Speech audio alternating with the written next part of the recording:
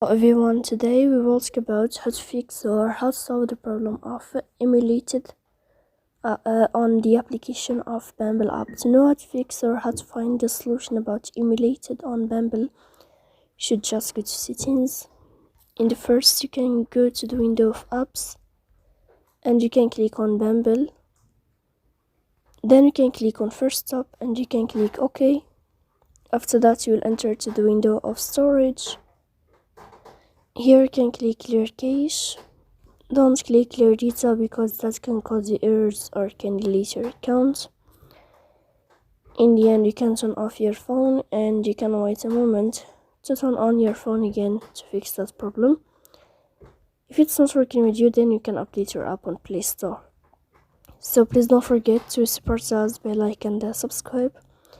See you next time in another video, and thank you for your attention.